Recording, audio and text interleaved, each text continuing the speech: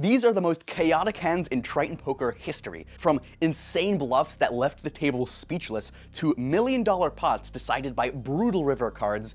These are the most chaotic hands ever caught on Triton's high-stakes stage. Let's get right into the action, starting with one of the craziest bluffs I've ever seen. In this particular hand, Tony G is on the straddle, and in a typical fashion, Tom Dwan opens the action with 7-2 offsuit, raising it up to 12,000 euros. Rui Cao is on the button, and he goes for a creative 3-bet with 8-7 offsuit. Everyone wisely gets out of the way, except for Dwan, who actually makes the call for some reason. With 83,000 euros in the middle, we go heads up to the flop. And the flop is Ace-Queen-5 Rainbow, and both players completely miss the board. But the flop heavily favors Cao's 3 betting range, so he goes for a standard C-bet, betting out 30,000 euros. Now, 99% of players would just let go of their hand here, right? But this is Tom Dwan we're dealing with here, and Tom goes for a massive check raise, a classic Dwan bluff. But Cao apparently has plans of his own, and he makes an insane call with only 8 high. This turn is an ace, and Dwan decides to commit to his bluff, betting 160,000 euros into an already massive pot. All right, now, surely Cao has to fold, right? Like, at this point. But now he just makes the call again. No pair, no draw, and virtually no hope for the improvement on the river. All right, now Dwan finally slows down on the river, finally realizing that this guy is not giving up his hand this easily. And then it happens. Now it's starting to get tense in here as they realize what's going on at the table. Can Tom fire one more time? He gives up. Gives the pot to Rui Cao. Double checks the cards.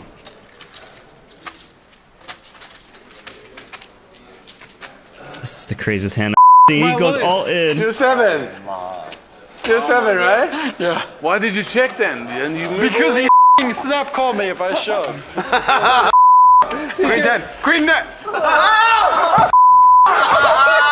After you. I know you had 7. Let's go. You shove my card. He has a 7. Oh my god.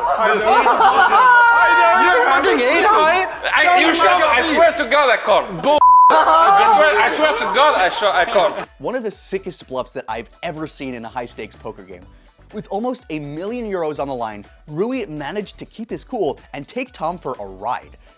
Dwan's bluff was wild. But what happens when the pot hits 2 million and both players are convinced that they're ahead? Now we're at the 2018 Triton Super High Roller Series in Montenegro. The blinds are 2,000 and 4,000 euros, and Paul Fua sweetens the pot with an 8,000 euro straddle. All right, here's the setup. So Jason Kuhn is in the hijack, and he raises it up to 11,000. Kane Collis looks down at pocket 10s in the big blind, and he puts in another massive raise. The action folds back to Kuhn, and instead of making a standard call, he just fires right back, raising it up to 120,000 euros. Kane makes the call, deciding to set mine with his pocket 10s, more than €250,000 euros in the middle, and we still even haven't seen the flop yet. And the flop is 6-5-3 Rainbow, so pretty much no help for either player. Kane flops an overpair, but he's not too thrilled about it, as his hand can still be beaten by all of Kuhn's stronger pocket pairs. Kuhn goes for a C-bet, trying to represent a strong hand like aces or kings.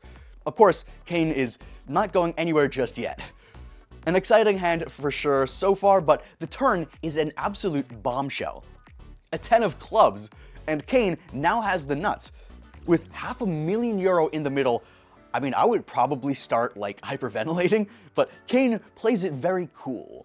He checks again, just praying Kuhn is holding something like aces at the moment. Kuhn decides to commit to his bluff, and he fires a small $160,000 bet. Small in relative terms, of course. Kuhn's small bet looks innocent enough, but it's a ticking time bomb. A smaller bet basically gives Kuhn a better risk to reward ratio, meaning Kane doesn't have to fold as often for Kuhn to break even. Also, if Kane calls, it makes it far more likely to him to actually have some sort of a medium strength hand. This gives Kuhn the opportunity to blast off a big bluff on the river and apply maximum pressure on his opponent. However, unfortunately for Jason, Kane has the effective nuts, so he's not folding anytime soon. Of course, Kane calls again, which is by far the best play here. There's no reason to raise here, since his hand doesn't need a lot of protection from getting outdrawn.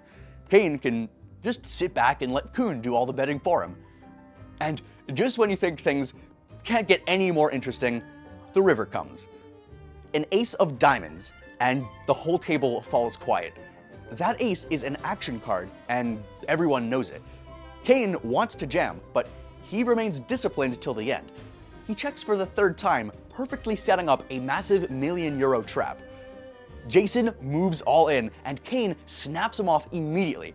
This was the fastest call that I've ever seen, and Jason doesn't even have to look. He knows that ace is no good. It's a brutal result for Jason Kuhn, but sometimes poker is cruel. This next hand comes from the 2018 Triton Series 2, and Jason Kuhn makes an appearance again, this time in one of the biggest cash game pots ever. Now, this was actually, I think, the biggest pot ever recorded at the time, but this record was broken multiple times over the years since then. Alright, Jason goes for the raise under the gun with 6-5 of hearts, and Paul Fua makes a creative call with 8-6 of spades in the cutoff. Tom Dwan is on the button with ace-10, an excellent opportunity for a 3-bet squeeze, but Dwan shows some restraint for once, and he just flat calls instead. Elton Sang is in the big blind with king-7 suited, and he's getting a good price on a call, so he joins the party. Now, with such a promising lineup, you know you're about to see something special. The flop is ace-8-7 with a flush draw, and each and every single player catches a piece of the board. Kuhn flops both a flush draw and an open-ended straight draw, but he decides to check instead of going for a standard continuation bet, potentially going for maybe a trickier check-raise line in the future, but we don't know. Fua goes for an aggressive check, and Tom Dwan leads out, trying to protect his vulnerable top pair. Elton calls, and just as planned, Jason goes for a massive check raise, and Paul makes the coolest fold that I've ever seen. So casual, right? After tanking for a while, Dwan lets go of his top pair.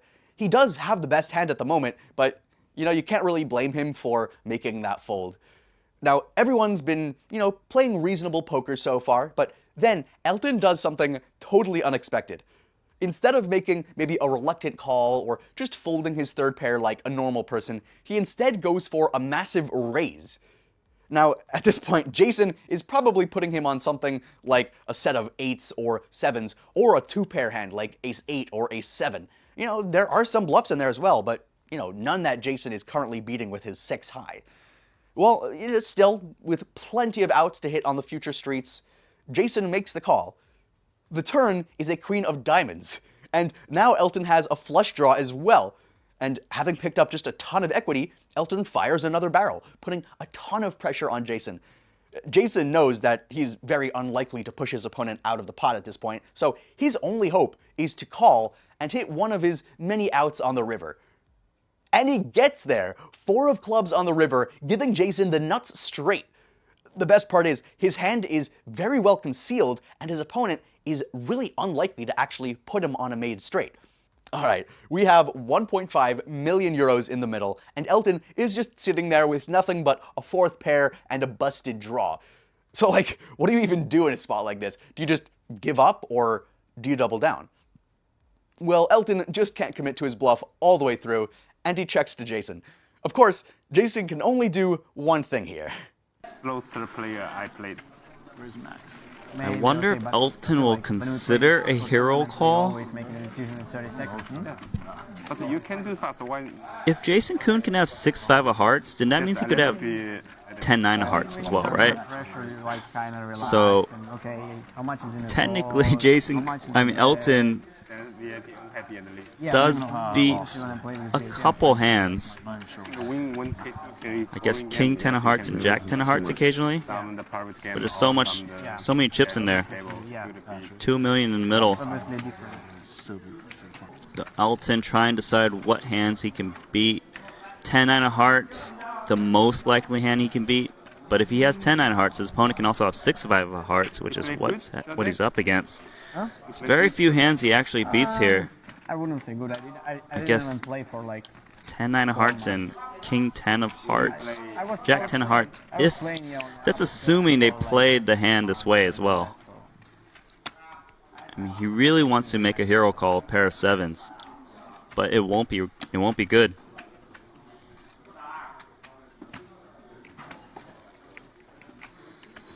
Because if Jason Kuhn had a hand like King, Queen of Hearts, he'd probably just check it back because usually he's up against 2 hearts himself. So nice fold. This was an unbelievably lucky hand for Jason, but this next hand is just pure skill on display. The player in question is none other than Phil Ivey, who's shown his prowess in both cached games and tournament poker. This has to be one of the best hero folds that I've ever seen, and it truly shows that Phil Ivey is in a league of his own. Now we're at the 2022 Short Deck main event in Madrid, where players are competing for a top prize of 1.8 million euros. We've reached the bubble stage of the tournament, with only 3 players left before getting in the money. No one wants to get eliminated this close to the final table, and Phil Ivey knows it. He sees the opportunity to put maximum pressure on the short stacks, who are just hanging on for their whole tournament life. He's sitting under the gun, and he limps in with King Jack of Hearts. Alright, so just a heads up, sitting next to him is Tony G, who flat calls behind him looking for a cheap flop, and he is not gonna let anyone take any opportunities. Alright, he's looking down to see that cheap flop, and Stephen Chidwick and Seth Davies also come along for the ride as well, and they're, we go 4 ways to the flop. Pretty simple, right? We get an insane action flop as each player catches a piece of the board, and we're on the road.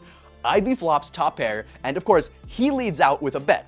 Now, this makes a ton of sense, as you want to protect your vulnerable top pair from getting outdrawn, right? Especially with 3 opponents in the pot. But as we can see, Tony G is just absolutely loving the action as he hits his lucky set. So he decides to smartly slow play to conceal his hand strength and maybe try to lure more players into his sticky trap. Chidwick makes the call with his inside straight draw, and surprisingly, Davies lets go of his top pair. I mean, I guess he didn't like the prospect of playing against both Ivey and Tony G with like a mediocre hand. Those are some powerful opponents. The turn is a jack of spades, and Ivey improves to top 2 pair. Of course, he continues barreling, and now Tony has a big decision to make. He could perhaps continue slow playing, right? That's definitely a good strategy, but that actually can be a risky approach here. A lot of river cards could completely kill the action, and worse yet, flat calling could allow a lot of Ivey's drawing hands to improve on the river. So Tony decides to let it rip right away, and he moves all in. Now, just watch Phil Ivey doing Phil Ivey things. 10-9 of spades. Yeah, certainly. All of those ace-8 of spades, all those call the flop for 1. Gut shots, you hit a gut shot 25% of the time by the river. You got a backdoor flush draw.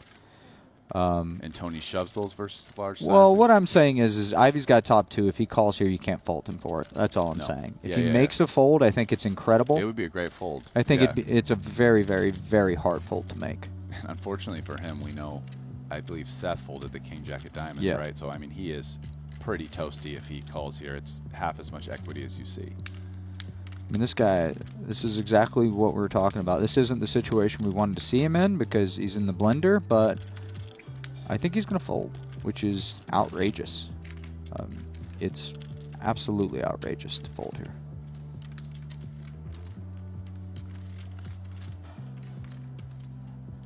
Yeah, I mean, I made the observation before. I mean, when Ivey's on, it is amazing how far he can go in goes in tournaments consistently. He's unbelievable. So, and I mean, if he folds here, it'll be precisely because of folds like this. Yep. Right. Whenever he was on his big heater in Cyprus, winning everything, I came up and I talked to him about it, and we were just talking about life in general, and he said something that really stuck with me, where he said, "There's good table talk. I'll wait." Yeah.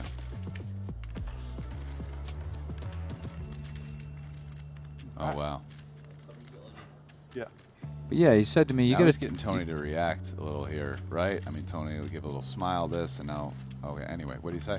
Yeah, he was talking about winning and losing with grace, and talking about how much luck there just is involved in life and in poker. And I just thought it was a really cool thing to hear him say. He was winning his 2nd tournament of the week, and it was just him and I. There was no one around. He didn't have to be politically correct, and he just said, "Yeah, I mean, I'm running hot, and You know, you got to take it with grace. Sometimes you're the big loser, and some weeks you get a great week like this. And he's, like I said, he's just in a fantastic headspace. Scary guy to play against right now. Yeah, I played with him some in the big mix game at the Aria. He didn't play the last time, but I've gone 3 times so far this year, and he played the first 2 in January and March.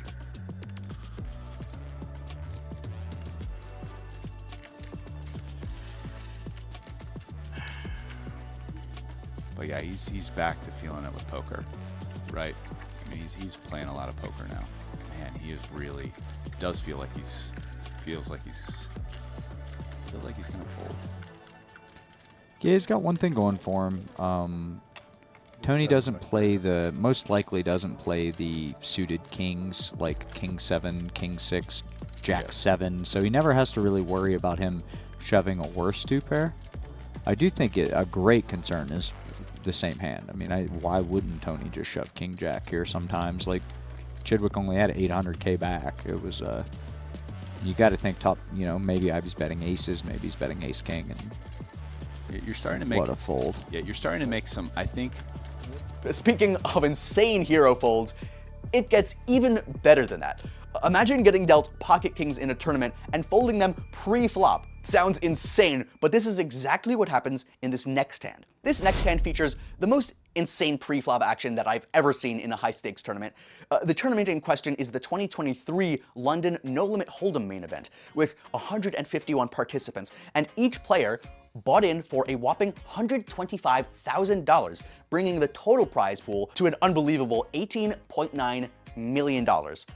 I want a piece of that. So, we're at the final table of the event with only 6 players left standing. We have Dwan Pardo, which is sitting under the gun, and he opens the action with pocket kings, and Jean Noel Thorell wakes up with pocket aces. So he goes for a 3-bet, and the action folds around to Stephen Chidwick, who, you know, looks down at ace king, and with so much action in front of him, Chidwick is already none too thrilled about this spot, but he still goes for a massive raise. Dan Cates already knows his jacks are no good here, so he instantly mucks them. A great fold for sure, but this is not the craziest part of the hand. Ready? So, Thorell gets way too excited about the action, and he announces he's moving all in. The only problem is, he acts out of turn. He forgot that Dwan Pardo is still left to act before him. Forgot, maybe didn't forget. The official ruling here is that Thorell's actions will stand if Pardo makes the call, but it's unclear what happens if Pardo raises instead. Now, despite all of the chaos, most players would still ship their stack in the middle with pocket kings and hope for the best, right? But just watch what Pardo does instead. Dwan makes an amazing hero fold, so Thorell's out-of-turn action still stands, and he has to move all in. Alright, now let's see if Chidwick is also capable of making that hero fold. I have to imagine, Randy, that it was JNT's out-of-turn all-in that had everything to do with Dwan Pardo finding the muck and miraculously sparing himself. Look at this. He suspected he was up against aces, and he was right.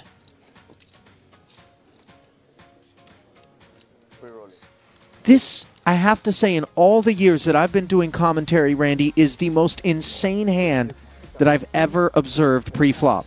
I agree. What an amazing fold. 2 kings.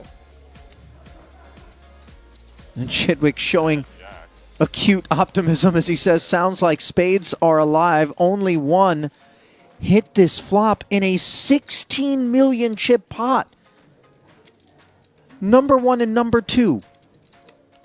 Chidwick has JNT covered. That's the only mercy as the 5 of diamonds on the turn leaves him drawing dead and leaves me absolutely shell-shocked. Unfortunately, Chidwick can't get away from his hand, and Thorell doubles up after his pocket aces hold up. This was a great fold by Pardo, but to be fair, Thorell helped him out a ton with his out-of-turn mistake.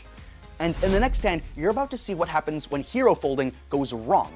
There's a very thin line between hero folding and making a massive blunder, and sometimes even legends like John Uwanda can get it wrong. Our next hand comes from the 2019 short deck event final table.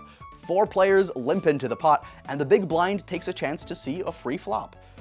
And the flop promises fireworks as John Uwanda flops a full house. He leads out with a small bet, trying to get paid off by some ace-x hands or flush draws. And sure enough, he gets some action as Sergei Lebedev goes for a massive check raise with his nut flush draw.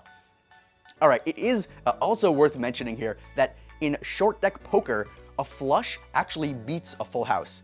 That's because there's only 32 cards in the deck, so it's much harder to make a flush than a full house. So I just wanted to put that in there. Alright, Uwanda decides to slow play his hand, and he makes the call. But then the turn card changes everything. The turn is an ace of clubs.